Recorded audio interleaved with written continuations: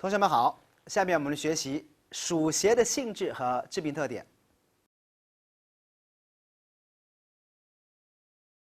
暑邪是指的夏至以后、立秋以前，自然界中夏季火热的外邪。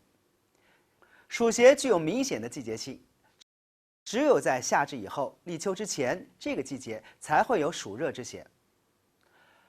暑邪治病，如果起病比较缓和、病情比较轻的，我们称为山暑；如果发病比较急而病情比较重的，我们称为重暑。暑邪只有外邪，没有内暑之说。下面我们来学习暑邪的性质和致病特点，主要有3个。暑为阳邪，其性炎热，属性生散，最易伤精耗气，暑多夹湿。暑邪的第一个性质和致病特点，暑为阳邪，其性炎热。这里的阳邪是指的暑为夏季的火热之邪，而火热属阳，所以暑邪就是属阳热性质的。所以暑邪引起的病变，通常是以阳热过于亢盛的病症为主，表现出以大热、高热、壮热，也就是我们通常所说的发高烧的主要症状。同时还会有心烦、面赤、脉洪大等等这些阳热过于亢盛的症状。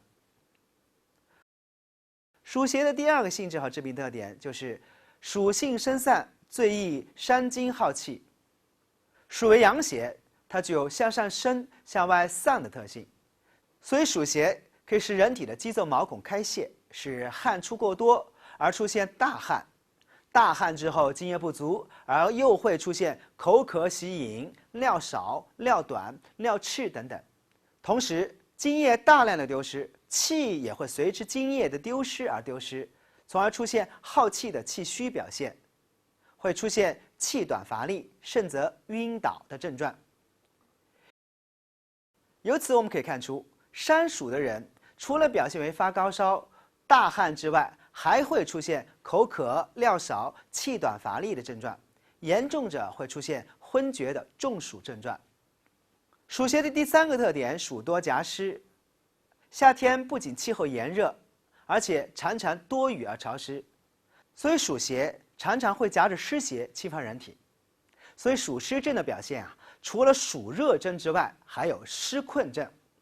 暑热症会表现出大热、大汗、大渴、脉洪大的主要症状，而湿困症则以四肢困倦、胸闷、偶尔大便溏泻不爽、胎痢为主要的表现。如果暑热症和湿困症同时具有，也就是我们所说的暑湿症。以上是暑邪的性质和致病特点。下面我们来学习一下湿邪的性质和致病特点。湿邪是自然界中具有水湿之重浊、粘滞、趋下特性的外邪。湿是长夏季节的主气，长夏是指的夏秋之交，天气最炎热的时候。有同学会问，春天也会很潮湿啊，为什么湿不是春天的主气呢？其实春天的湿主要是在梅雨季节，天气非常潮湿，这的确也是属于湿邪。但是这种湿哒哒的回蓝天持续的时间并不是很长，而夏季，尤其是长夏之际，天气最炎热的时候，我们会感觉到皮肤表面总是时刻粘附着一层黏糊糊的东西，那就是湿邪。所以湿邪尤其是在南方天气最热的季节里面，湿气也最重。湿邪可分为外湿和内湿，外湿通常来自于气候潮湿、涉水淋雨、居住环境的潮湿等等，而内湿通常属于脾湿健运，导致了水湿停聚而引起的内湿。无论是外湿还是内湿，它们都具有以下4个性质和特点。湿为阴邪，易困脾阳，易阻气机，湿性重浊，湿性粘滞，湿性趋下，易吸阴味。湿邪的第1个性质和致病特点，湿为阴邪，易困脾阳，易阻气机。湿邪首先为阴邪，我们前面讲过，寒邪属于阴邪，而湿是另外一种阴邪。湿邪最容易困阻脾阳，最容易阻滞气机，导致脾的运化失常，脾不运化水谷会表现出纳少、腹胀、便痰的症状，可能会伴有呕吐。脾不能够运化水液，会出现水湿停聚引起的水肿、尿少、腹水等等。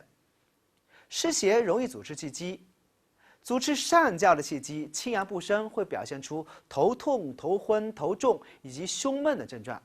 湿邪困阻中焦脾胃，运化失常，会表现出脘腹胀满、大便不爽的症状。湿邪停滞在下焦，使膀胱气化不利，会出现小腹胀满、小便色赤不畅的症状。湿邪的第二个重要的致病特点就是湿性重浊。重是指的沉重感，也就是湿邪引起的病症表现以沉重为主要的症状。比如湿邪伤头会导致头昏重，我们通常描述为如雾蒙裹。湿邪困阻肢体会导致四肢酸痛沉重、困倦。湿邪困阻关节会导致关节重痛、屈伸不利。如果一个人因为湿邪为病而出现头重、身重、关节沉重的症状，他最想做的一件事情是什么呢？对了，他最想做的事情就是想睡觉，就是嗜睡。因此，凡是因为头重、身重、关节重而容易嗜睡的人，这就是湿邪引起的病症。浊即秽浊不清，是指湿邪引起的排泄物和分泌物秽浊不清。比如湿邪在头面部，引起面部的污垢多，像没有洗脸一样，眼屎也比较多，舌苔很厚很腻。湿浊流于胃肠，会导致便溏或者是下利脓血粘液。湿邪下注会导致小便浑浊，妇女黄柏带下。湿邪流注于皮肤，会导致创阳、湿疹等等。这是湿邪引起的病症中间第二个性质和致病特点。湿邪的第三个致病特点就是湿性粘滞。粘滞指的是黏腻阻滞，它有两个方面的特点，一是症状的粘滞。湿邪引起的病症通常会表现出大便黏滞不爽、小便色赤不畅、分泌物黏滞不爽、苔黏腻等等症状。第二是病程长眠难愈。湿邪引起的疾病病程长，起病慢，传变也很慢，反复发作，难以速愈。病来如山倒，病去如抽丝，就可以形容湿邪引起的病症特点。这也告诉我们，湿邪引起的病症是很难在短时间内把它治好的。湿邪的第四个性质和致病特点就是湿性趋下，易息阴位。这是因为湿像水的性质，它总是往低处走，所以它最容易袭击人体的下部阴位，会导致人体的下部的水肿，或者是下焦的带下、淋浊、泄痢等等湿邪下注的病症。以上是湿邪的性质和致病特点。本节课就讲到这里。